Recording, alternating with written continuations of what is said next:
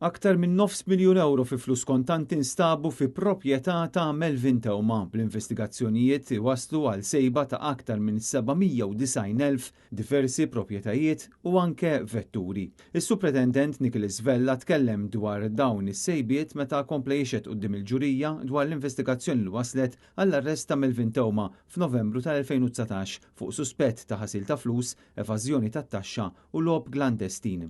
Waqt il-ġuri kontra Jorgen Fenek, is-Supretendent spjega li kien ġie inkarigat mill-Assistent Kummissarju Keith Arnaud biex jibda jinvestiga lil Tewma f'Settembru tal-2019 wara li l-Pulizija kellhom interess fih b'rabta mal-investigazzjoni fuq il-qtil ta' Daphne Caruana Galizia. Skont ix-xhud l-inkarigu tiegħu kien li jinvestiga dħul ta' Tewma, il-kontijiet bankarji tiegħu u l-allegat involviment tiegħu f'logħob klandestin, evażjoni tat-taxxa u ħasil ta' flus. U qal għatta kważi xarejn jiġbor informazzjoni qabel ma ddeċieda li kien hemm biżżejjed provi biex Tewma u persuni oħra marbuta miegħu jiġu arrestati.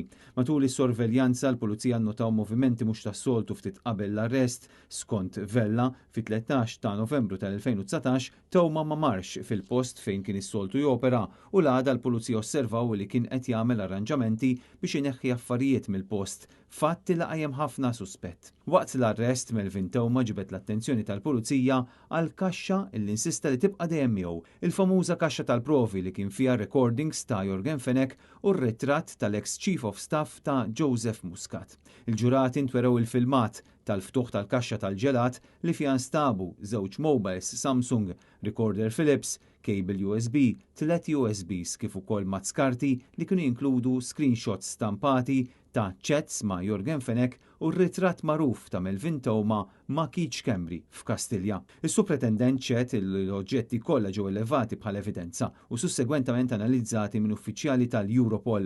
Il-Pulizija wettqu wkoll tfittxijiet f'diversi proprjetajiet marbuta ma' Tewma u mal-familja tiegħu fejn elevaw apparat elettroniku, mobiles, vetturi u ammonti sostanzjali ta' flus kontanti.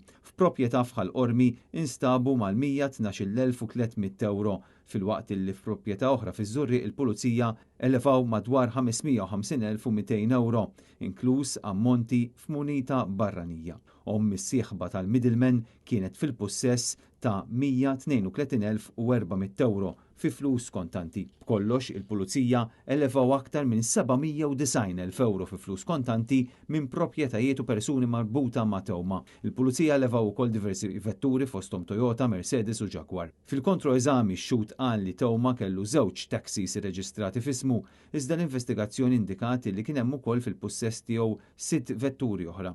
Dawn kollha kienu suġġetti għal ordni ta' friżar. Vella xed ukoll il-middleman kien irreġistrat bħala xufier tat-taxi qabel ma ngħata l-allegat phantom job mal-gvern u għażiet li skont l-investigazzjoni Tewma ddikjara madwar 250,000 € fi dħul fuq medda ta' 12 sena. Ix-xhud qal li l-Pulizija identifikaw 11 proprjetà taħt il-kontroll dirett ta' Tewma u 3 proprjetajiet oħra reġistrati f'isem membri tal-familja tiegħu, filwaqt li ċara li d-dokumenti elevati ma kinux ifissru neċessarjament li dawk il-proprjetajiet kollha kienu tiegħu fi żmien tal-arrest. Vella xehed ukoll li l-membri tal-familja ta' Tewma ġew interrogati bħala parti mill-investigazzjoni.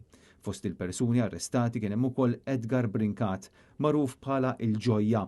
Vella qal li tfittxija fil-proprjetà tiegħu ma waslet għall-ebda evidenza ta' valur għall-investigazzjoni u konferma wkoll li l-Pulizija sabu chats bejn Brincat u l-Kummissarju tal-Pulizija ta' dak iż-żmien Lawrence Kutajjar, iżda ċara li ma kienx involut fl-investigazzjoni dwar allegati leaks ta' informazzjoni mill-korp. Intant il-ġuri kontra Jorgen Fenek se jissokta il-ġimgħa filgħodu.